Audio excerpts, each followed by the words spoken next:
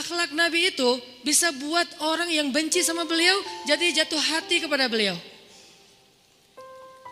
Kalau kita udah jatuh hati jadi benci.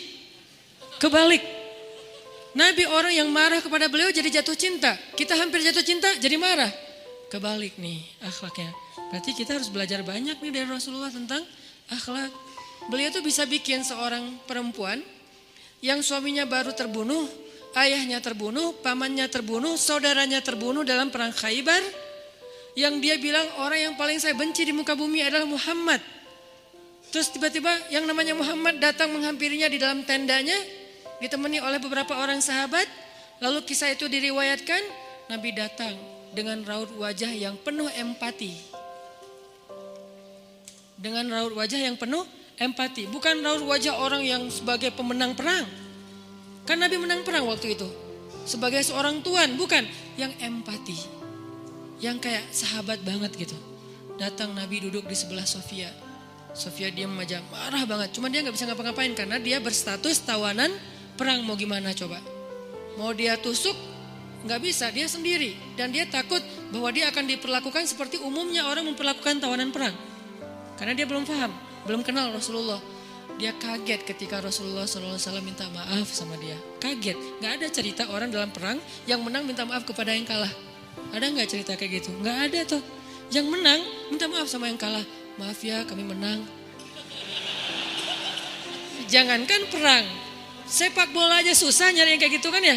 Ini akhlak nih untuk kita teman-teman di Bandung dengan Persibnya, nanti di Jakarta dengan apa Jakarta teh? Persijanya. Nanti yang menang siapapun yang tanding, maaf ya menang. Dari mana lo akhlak kayak gitu? Rasulullah. Karena yang itu lebih serius loh daripada bola. Bola kan cuma permainan, entertain, olahraga kan. Gak seserius perang. Perang itu serius. Kalah itu meninggal artinya terbunuh. Kalau kita kalah paling ya kurangin apa nggak dapat skor gitu, nggak dapat poin. Kalau itu kalah terbunuh. Nabi datang minta maaf dengan ekspresi empati yang tinggi, yang dalam. Nabi itu kayak ngerasain banget perasaan Sofia. Minta maaf, menjelaskan. Sofia, maaf ya, aku ikut turut berduka atas wafatnya ayahmu, suamimu. Sofia marah banget. Terus Nabi menjelaskan apa yang terjadi. Aku tuh udah ngasih kesempatan agar kita gak usah berperang. Tapi mereka terus menyerang. Maaf ya, ngejelasin lagi. Maaf ya, ngejelasin lagi. Berjam-jam. Seolah-olah Nabi yang minta pengampunan kepada Sofia. Seolah-olah Nabi itu tawanan perang. Minta maaf, menjelaskan kejadiannya. Minta maaf, menjelaskan. Terus kayak gitu dengan ekspresi serius. Dan kelihatan banget lah. Ucapan dan ekspresi orang yang jujur kan kelihatan ya. Jujur bahwa beliau tuh empati banget. Bahwa beliau juga berduka. Terus sampai Sofia dari yang tadinya lihat ke bawah nunduk marah. Lama-lama ngelihat ke arah Rasul. Lihat ekspresi Rasul serius banget. Malah dia jadi kasihan. Sampai akhirnya dia jatuh cinta kepada Rasulullah SAW. Kata Sofia, ketika Rasulullah SAW datang kepada saya, waktu itu dia adalah orang yang paling saya benci di muka bumi. Tapi dia terus meminta maaf dan menjelaskan. Meminta maaf dan menjelaskan. Sampai akhirnya dia menjadi orang yang paling saya cintai di muka bumi. Akhlak Rasul. Rasulullah gak mengatakan Allah berfirman wahai Sofia. Enggak, belum ke sana. Akhlak dulu, baru nanti ajarin. Tarbiyah namanya kan ya. Sesungguhnya di dalam Al-Quran ada ayat tentang orang-orang yang kafir yang telah mati terbunuh.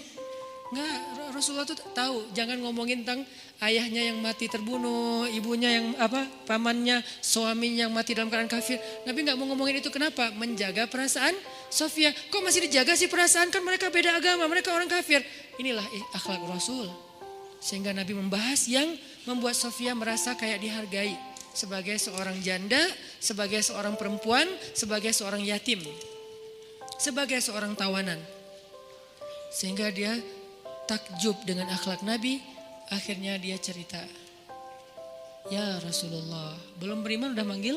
Ya Rasulullah. Saya pernah bermimpi. Bahwa dalam mimpi saya melihat ada rembulan di atas kota Madinah. Lalu jatuh ke pangkuan saya. Jibril turun bilang ke Rasulullah, apa maksud dari mimpi itu? Tahu gak Rasulullah apa maksud mimpi? Apa Jibril? Maksudnya rembulan itu kamu. Maksudnya dia akan jadi istri kamu di dunia dan akhirat. Rasulullah langsung, aduh gimana ya? Rasulullah juga orang yang ra'fah banget tuh. Bil mu'minina ra'ufun rahim tuh Rasulullah. Gak enak. Kan dia masih janda baru meninggal suaminya. Masa saya lamar gimana ya? Kata Jibril, ya Rasulullah Allah suruh engkau melamar dia untukmu. Menjadi istrimu di dunia dan di akhirat. Rasulullah dengan gak enak hati mengatakan, Sofia, aku ingin melamar kamu. Sofia, gimana ya? Itu mah cewek ya. Saya mencoba untuk menghayati kisah ini dari angle cewek elegan ya. Bukan cewek biasa, oh boleh gak apa-apa sih, gue sih enggak. Cewek elegan, cewek terhormat, cewek yang soleha walaupun belum beriman. Pasti dia gak akan bilang, Alhamdulillah Masya Allah, A-nya panjang gitu kan ya. Terus pakai emoticon berderai-derai, enggak. Dia terhormat. Dia akhirnya saya terserah gimana baiknya aja, menikahlah Nabi dengan Sofia. Modalnya apa? Akhlak. Bukan mahar yang besar, bukan akun sosial media followersnya paling banyak, bukan eksistensi, bukan gaya-gayaan, bukan datang bawa mobil mewah, datang bawa akhlak. Ini kayaknya modal kita belajar juga nih gimana cara ngelamar calon istri, akhlak.